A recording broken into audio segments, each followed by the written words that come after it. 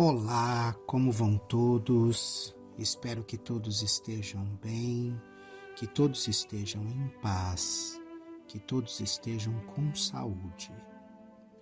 Nós vamos iniciar mais esta palestra doutrinária com a prece que Jesus nos ensinou. Pai nosso, que estais nos céus, santificado seja o vosso nome. Venha a nós o vosso reino. Seja feita, Pai, a tua vontade, assim na terra como nos céus. O pão nosso de cada dia dai-nos hoje.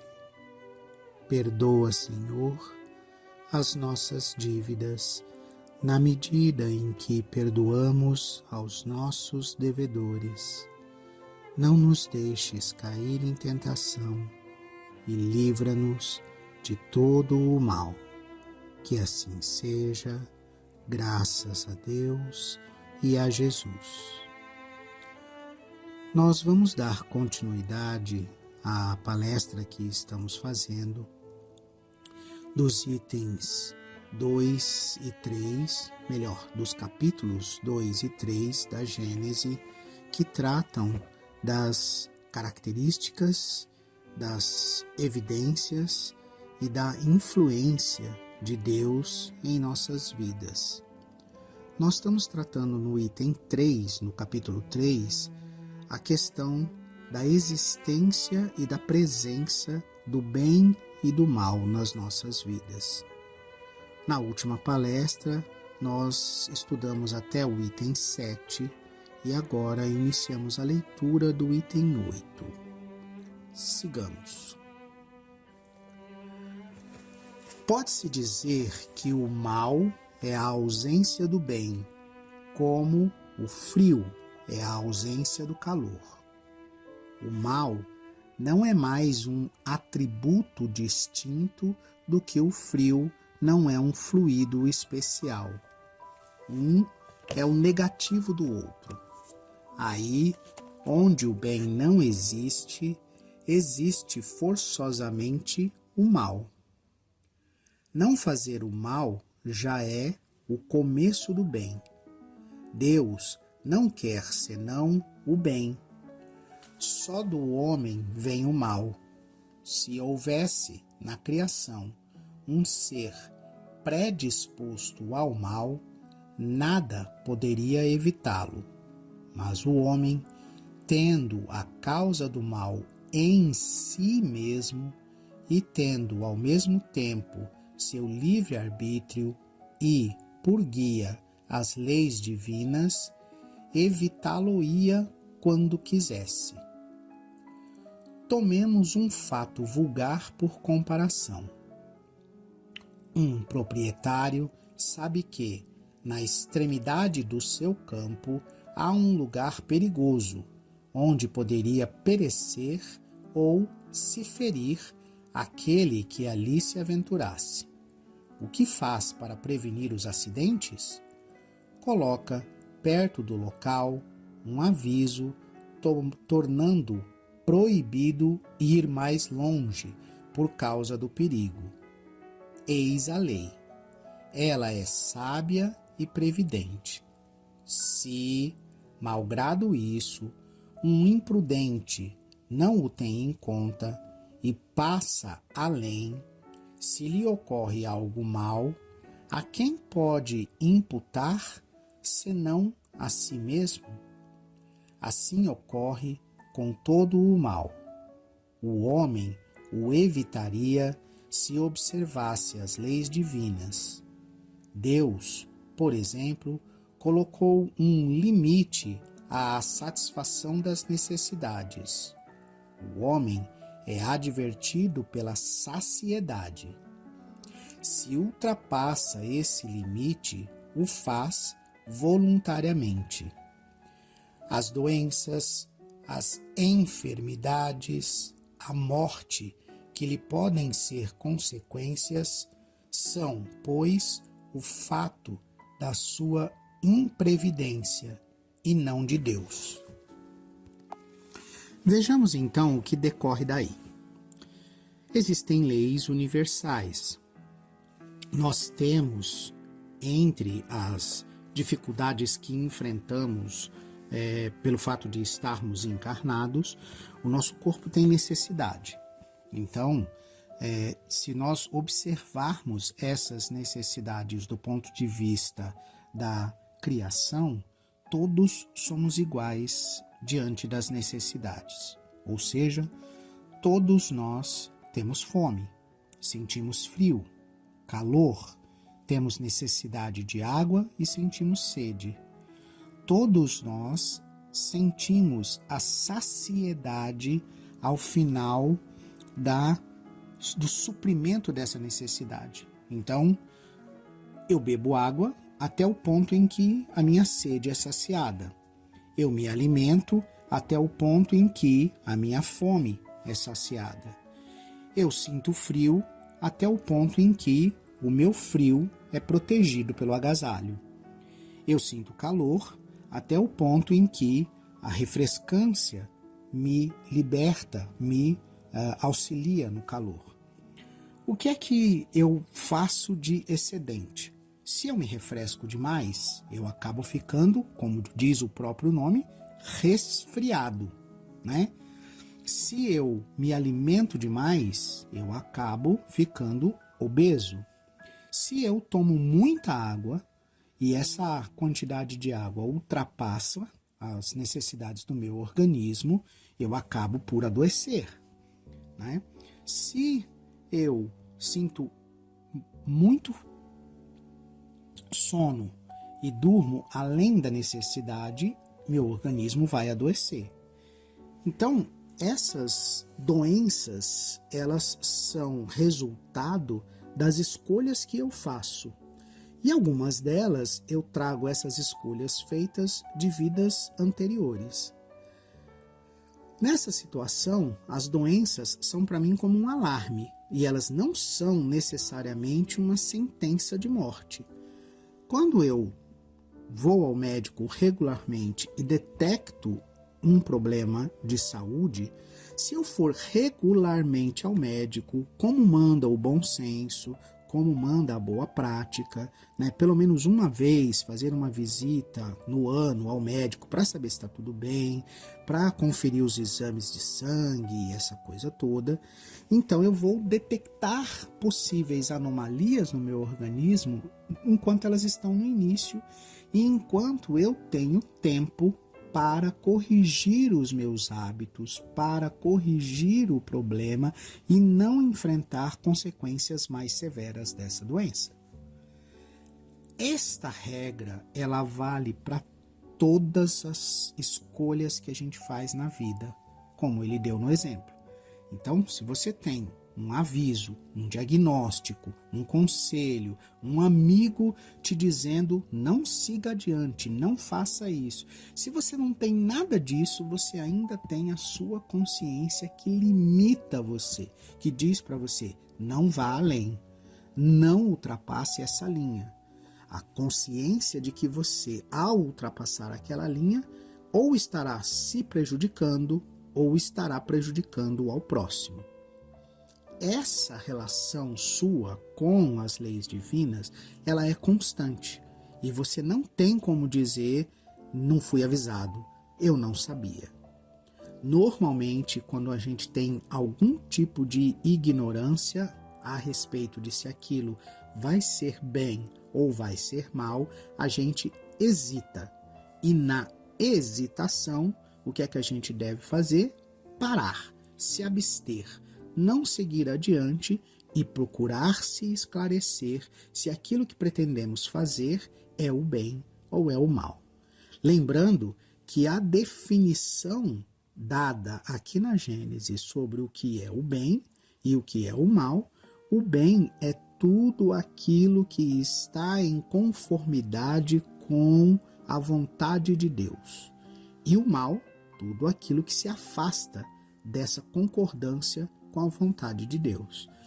quanto mais a gente é alertado, quanto mais consciência a gente tem, quanto mais conhecimento e experiências a gente tem, dizendo que aquilo que vamos fazer não é correto, maior é a nossa responsabilidade se seguirmos adiante. Então, no exemplo que ele deu, se um dos camponeses vê aquela placa dizendo, ó, há um perigo ali na frente, há um perigo que você não deve ultrapassar esse limite, e ele, sabendo ler o aviso e compreender o aviso, ele segue adiante, ele é mais responsável sobre aquilo que vai acontecer com ele do que aquele que, não sabendo ler, não compreendendo o aviso, segue adiante. As leis divinas, elas levam em consideração essa capacidade de discernimento. E é por isso que quanto mais ignorante, quanto mais próximo da nossa origem, que é criados simples e ignorantes nós estamos, menos responsabilidade nós temos. Quanto mais a gente sabe ler, entender, interpretar os avisos que a providência divina nos dá, mais nós somos responsáveis sobre os nossos atos e sobre as consequências dos nossos atos. É simples assim. Deus não cria o mal. Por quê? Porque a vontade de Deus e fazer a vontade de Deus representa o bem. Então Deus não cria o mal. Quem cria o mal? O homem, através do seu livre-arbítrio, quando ele, ignorando todos os avisos recebidos, ele segue adiante. Então, se vocês já tiveram crianças pequenas, vocês vão perceber que na infância da criança, você fala, vai cair, meu Deus do céu, agora ela cai. E de repente, algo faz com que ela desvie o caminho, com que ela não siga adiante, com que ela se direcione para um lugar distante do perigo que estava iminente, né? Isso quando você cumpriu com as suas obrigações. Então, se você observa, você vai ver que é assim que Deus trata as criaturas mais simples e mais ignorantes, né? Ele dá muito mais assistência, ele protege muito mais, ele coloca mais avisos e esse instinto de preservação da vida grita mais alto. Conforme nós vamos recebendo mais informações, conforme nós vamos desenvolvendo mais a nossa inteligência, o nosso raciocínio, a nossa moralidade, a nossa ética, mais responsáveis nós vamos ficando e, consequentemente, mais livre-arbítrio vamos recebendo para poder exercer esse livre-arbítrio. Sigamos. O mal, sendo o resultado das imperfeições do homem, e o homem sendo criado por Deus, Deus dir-se-á, se não criou o mal, pelo menos a causa do mal. Se houvesse feito o homem perfeito, o mal não existiria. E aí, a conclusão. Se o homem tivesse sido criado perfeito, seria levado fatalmente ao bem. Ora, em virtude do seu livre-arbítrio, ele não é levado fatalmente, nem ao bem, nem ao mal. Deus quis que fosse submetido à lei do progresso e que esse progresso fosse o fruto do seu próprio trabalho, a fim de que dele tivesse o mérito, do mesmo modo que carrega a responsabilidade do mal, que é o fato da sua vontade. A questão não é saber qual é, no homem, a fonte de propensão para o mal.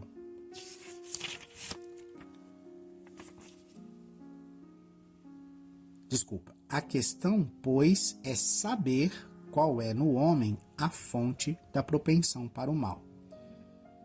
E aí uma observação de Kardec aqui, que aparece para a gente ler. O erro consiste em pretender que a alma tenha saído perfeita das mãos do Criador, ao passo que este, ao contrário, quis que a perfeição fosse o resultado da depuração gradual do espírito e sua própria obra. Deus quis que a alma, em virtude do seu livre-arbítrio, pudesse optar entre o bem, ou seja, seguir a vontade de Deus, e o mal, ou seja, não seguir a vontade de Deus, e que ela chegasse aos seus fins últimos por uma vida militante e resistindo ao mal, ou seja, resistindo à opção de não seguir a vontade de Deus. Se tivesse feito a alma perfeita como ele, o próprio Criador, e que, saindo das suas mãos, a tivesse associado à sua beatitude eterna, não a teria feito à sua imagem, mas semelhante a ele mesmo. Então, vamos entender esse parágrafo. Se Deus tivesse nos criados perfeitos, né, a criação termina aí, né? Não há sentido em criar toda a matéria, todo o universo, todos os planetas, todas as constelações, todas as vias lácteas e galáxias.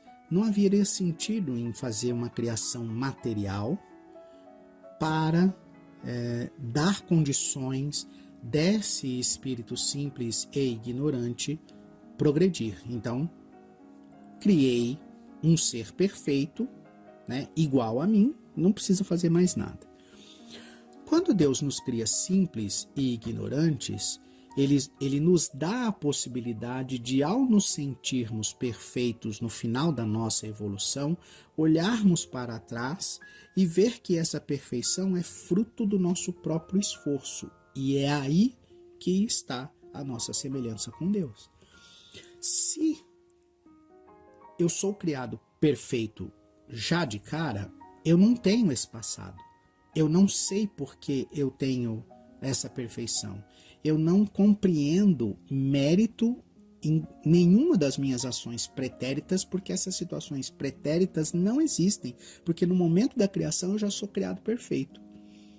Se eu já sou criado perfeito, não há o que aperfeiçoar, então não há necessidade de se criar a matéria, de se criar os planetas, de se criar os sistemas solares, as vias lácteas e todas essas coisas para que o espírito possa progredir gradualmente de um planeta para outro, de uma evolução para outra, de uma experiência para outra.